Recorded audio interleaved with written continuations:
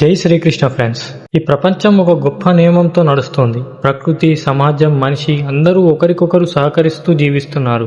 కానీ ఈ సహజమైన ధర్మచక్రాన్ని పట్టించుకోకుండా స్వార్థం కోసం మాత్రమే జీవిస్తే ఏమవుతుంది? దీనికి శ్రీకృష్ణుడు భగవద్గీత 3వ అధ్యాయం 16వ శ్లోకంలో చాలా పెద్ద వార్నింగ్ ఇచ్చారు. అదేంటో మీకు తెలియాలంటే ఈ వీడియోని ఎండ్ వరకు చూడండి. కృష్ణుడు ఏమన్నాడంటే, ఓ అర్జున, ఈ ధర్మచక్రాన్ని అనుసరించకుండా కేవలం ఇంద్రియ సుఖాల కోసమే జీవించే వ్యక్తి పాపమైన జీవితాన్ని గడుపుతాడు. అలాంటి జీవితం వృధా అవుతుంది. ఈ శ్లోకంలో కృష్ణుడు ధర్మచక్రం గురించి చెప్తున్నాడు.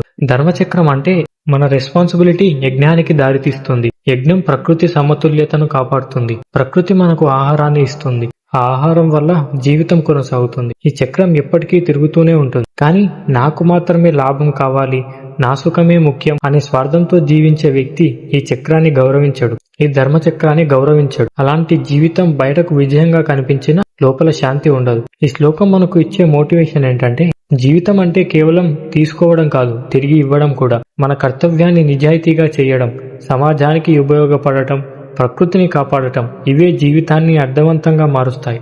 ఎప్పుడైతే నా అనే అహంకారాన్ని నువ్వు వదిలేస్తావో అప్పుడే నీ జీవితానికంటూ ఒక అర్థం ఉంటుంది. కానీ ఆత్మజ్ఞానాన్ని పొందిన వ్యక్తి కూడా కర్మ చేయాలా, లేక అతనికి ఇక ఎలాంటి బాధ్యత ఉండదా? దీనికి శ్రీకృష్ణుడు తర్వాతి శ్లోకంలో అద్భుతమైన సమాధానం చెప్పాడు. అదేంటో మీకు తెలియాలంటే ఫాలో చేసి కామెంట్స్ లో జై శ్రీకృష్ణ అని టైప్ చేయండి. మీకోసం నేను తర్వాతి వీడియోలో ఎక్స్ప్లెయిన్ చేస్తాను. హరే కృష్ణ.